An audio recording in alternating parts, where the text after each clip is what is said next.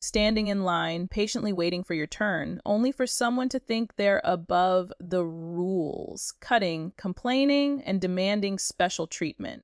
Now imagine watching that same entitled person completely lose it when you take the one thing they wanted most.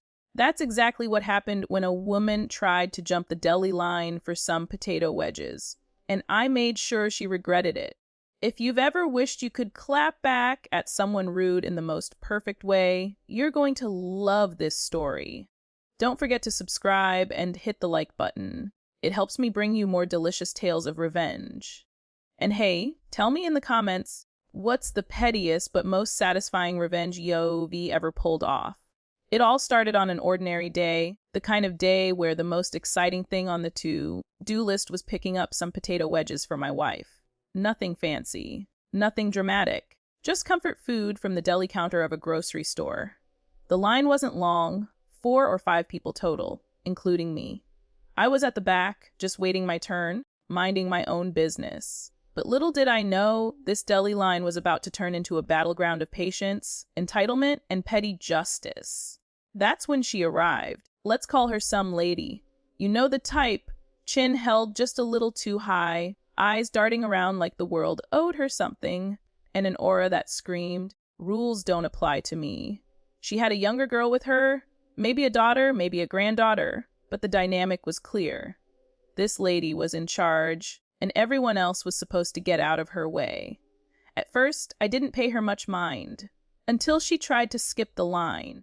The first customer at the counter was placing their order, and suddenly, there she was, sliding in like it was the most natural thing in the world, as if the people standing there didn't exist. Now, credit where it's due. The deli worker handled it like a pro.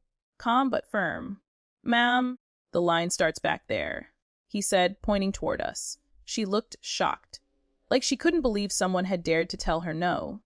She huffed, she puffed, and she retreated, only to try again with the very next customer. Over and over, she repeated the same trick. Inch forward, act innocent, try to sneak ahead. Each time, the deli worker told her the same thing. "Please wait your turn." And each time, her frustration grew. At one point, I heard her muttering to the girl next to her, "This is feffing ridiculous. I just want some wedges?" The way she said it like she was suffering some grave injustice.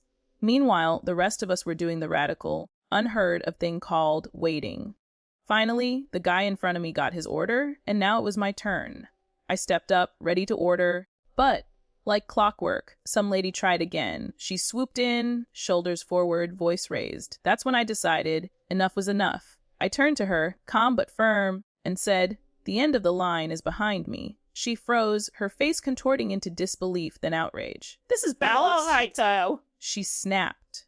"It's first come, first serve."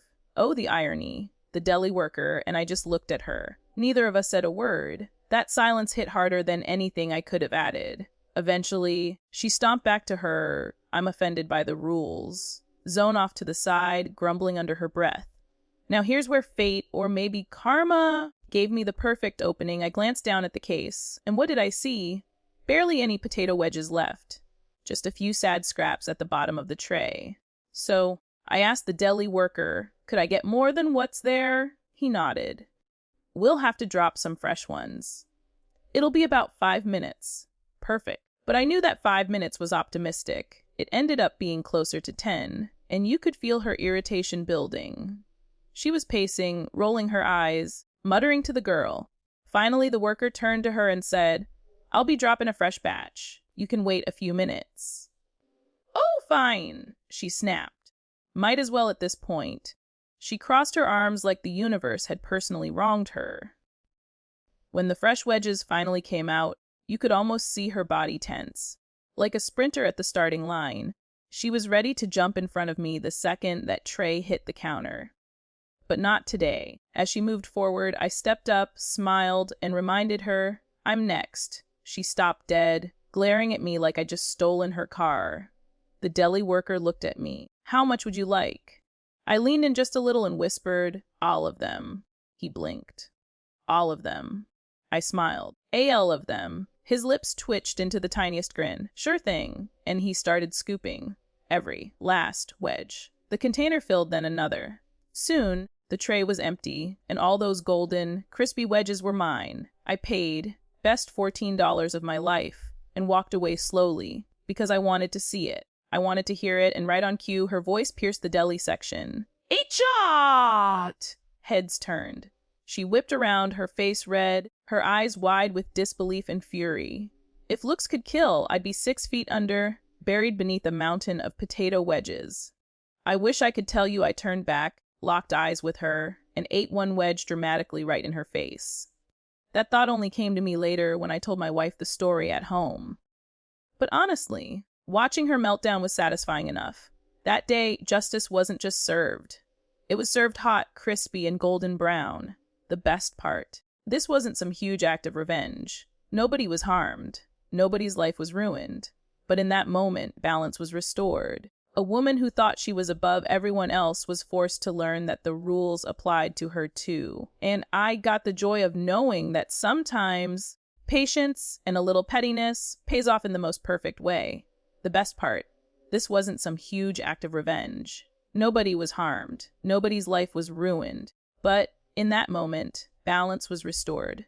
A woman who thought she was above everyone else was forced to learn that the rules applied to her too. And I got the joy of knowing that sometimes patience and a little pettiness pays off in the most perfect way.